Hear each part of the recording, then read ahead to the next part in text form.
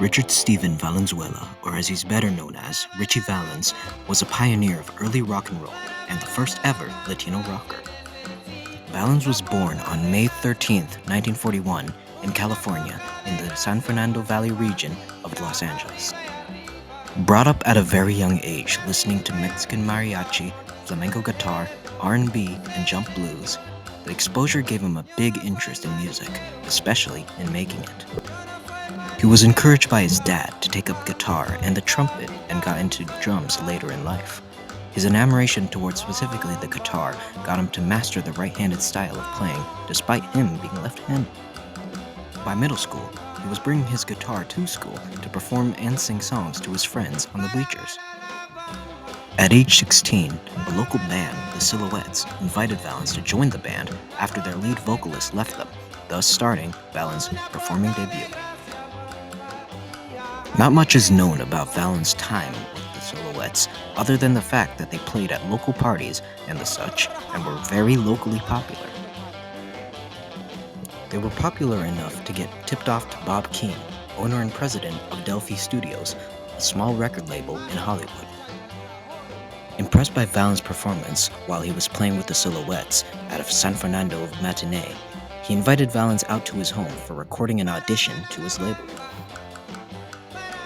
Smashing his performance, he was immediately signed onto King's label as a solo performer. With the surplus of Richards in the music world at that time, and Valenzuela's last name making a risk for ethnic boxing, Keen's suggested stage name turned reality, Ritchie Valens, was born. For the next 8 months, Valens' fame would skyrocket. In one afternoon, Valens had recorded his first ever record featuring the songs Come On, Let's Go and Framed, which were released to great acclaim and success in only a day. Valens' next record came out only a short while after, featuring the songs Donna and La Bamba, which would sell over 1 million copies and win a gold disc by the Recording Industry Association of America.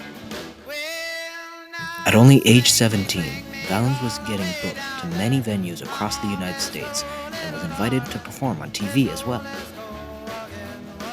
From performing in Honolulu, Hawaii to the Apollo Theater in New York, it seemed nothing could stop his rising fame.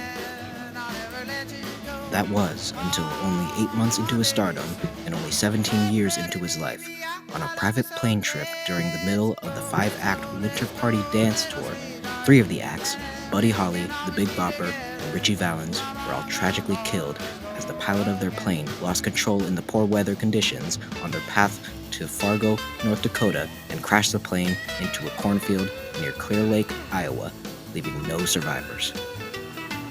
The Day the Music Died is what this event is referred to today, coined by Don McLean in his song American Pie. Although he had barely lived in the spotlight and his life, he still left a considerable mark on the music industry as a whole. He was considered the first ever Latino rocker and bridge for introducing Latin American musical style to American rock and roll. Even his song, La Bamba, which was already a hit back when he was alive in the late 50s, was nominated for a Grammy Award for Song of the Year in 1988 after a movie about Valens, named after the aforementioned song, came out around that time. Today, Ritchie Valens is currently buried in the San Fernando Mission Cemetery in Mission Hills, Los Angeles, California. When his mother died, she was also buried with him, and their graves still sing the songs he once made to this day.